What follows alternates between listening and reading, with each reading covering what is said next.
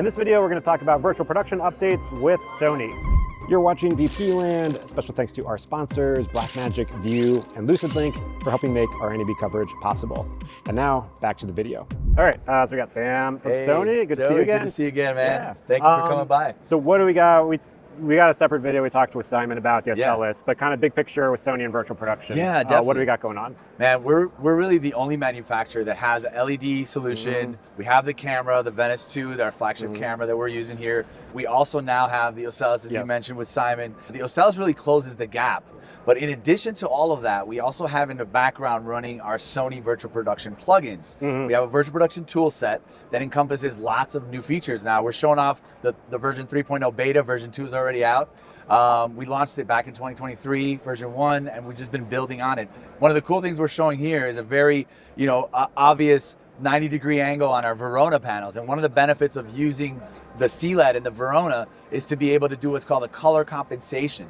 So even in that very harsh angle that we could see with our own eyes, we can see that off-angle color shift is happening. It gets compensated in the Unreal, so the camera output doesn't see that. It doesn't even see the seam. It doesn't even see the angle. And so that means that we can have a really small virtual production studio now and be able to shoot right into the corner and not only get the nice angle of view that we're looking for, but also avoid any of that color compensation. And that's specific to Sony and CLED and also the plugin that works in Unreal. Right, all that integration. All that integration. This is sort of the product of being able to do that? Exactly, and OCELLUS is camera agnostic, right? So it comes with the lens encoder, so you can work it on an older lens. The thing about the virtual production tool set also, what we added is the ability to use our PTZ cameras. Now, so because the PTZ cameras have 3D protocol and they do have Genlock, we're able to Genlock sync our PTZ cameras on a stage now, and also have a virtual version of that camera in Unreal Engine. Okay, nice.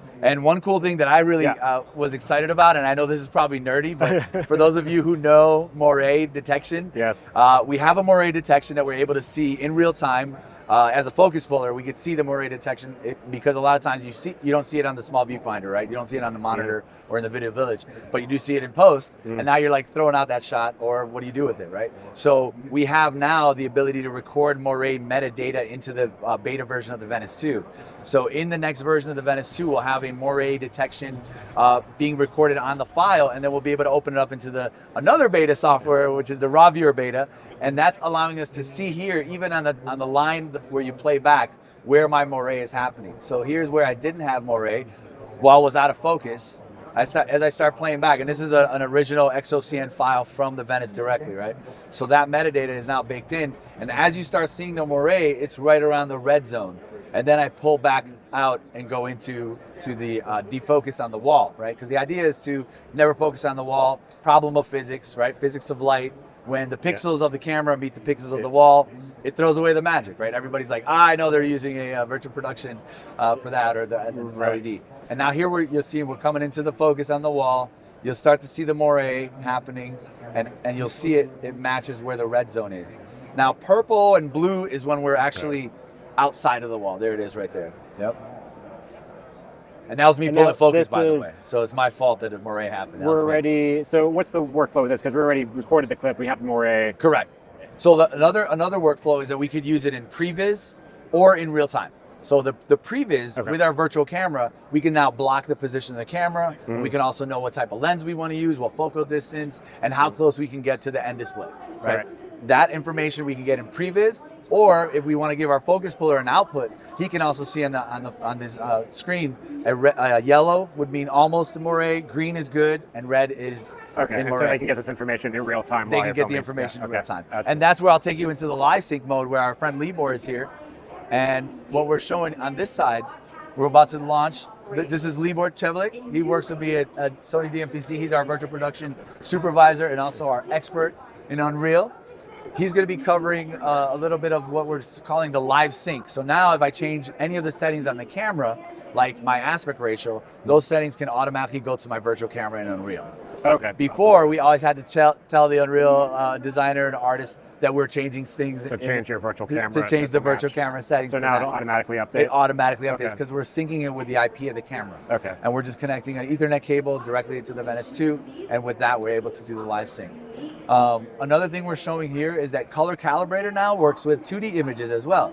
So not only in Unreal are we doing the color calibration, but we can now use 2D plates for car driving plates, and now use the color calibration on any wall. It's wall agnostic, right? Cool. I mean, this is very much highlighting the advantages of having the whole integration of all the product line. Yes.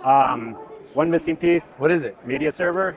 Media server. We do have Sony C, which is our cloud service, and we do a camera to cloud setup where we could go into that detail over on that side, but we do have that figured out, and also being able to just generate, everything for the cloud directly.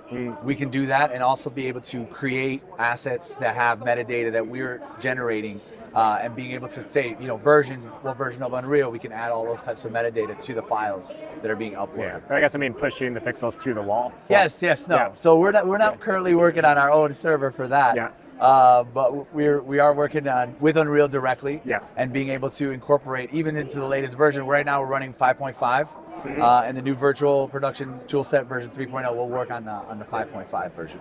There was another, I know it's kind of a separate Sony product line, it was announced at CES, Zin. Yes. The AR, VR kind of toolkit.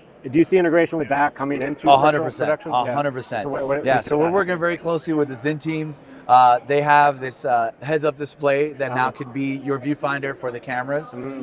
You're also being able to do the photogrammetry capture using our Sony Alpha line of cameras.